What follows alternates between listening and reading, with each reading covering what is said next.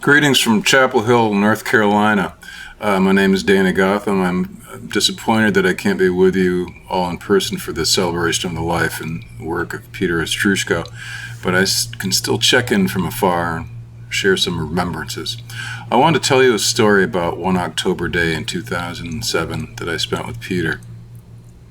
I actually met Peter around 1979 while I was still living in upstate New York. He was playing with Robin and Linda Williams back then. They were playing at a local coffee house. One thing led to another, and we all ended up backstage having an informal jam session.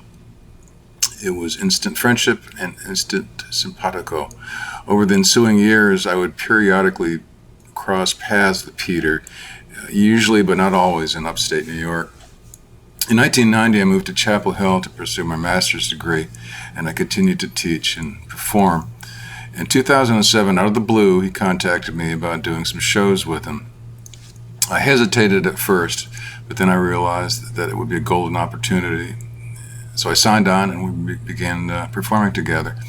In the fall of that year, we had a short tour that was going to include a midday performance at Trinity Church in the heart of Lower Manhattan.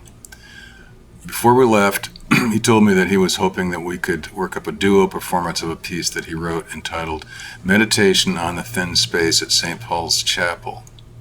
It's a very long story behind the music that would be best told by Marge, but suffice to say that, number one, it's a deeply moving composition, and number two, we arrived in New York the night before this performance, finding zero time to work up an arrangement.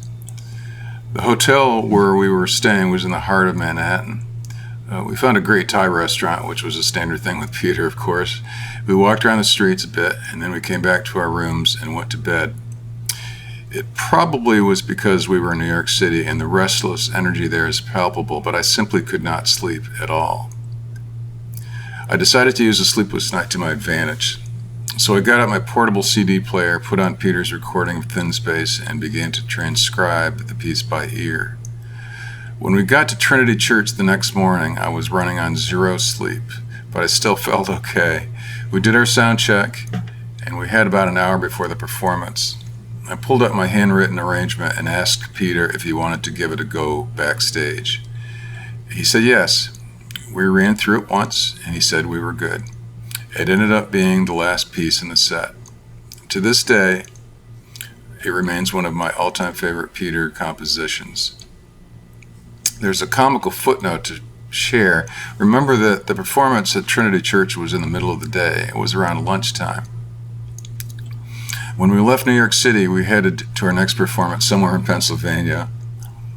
I don't recall anything about where we were playing or even where we were staying. All I can recall is starting that day in the heart of Lower Manhattan, playing in a magnificent church with the best acoustics I've ever known, and ending up the day at a Motel 6 in Pennsylvania, pumping quarters into a washing machine with all of our dirty laundry.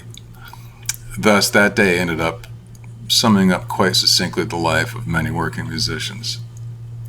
I've played with many, many great musicians over the years, but there's zero doubt in my mind that the time I spent with Peter, accompanying him on the guitar, was the best music I ever was part of. I was honored to know him as a brilliant musician and as a dear friend.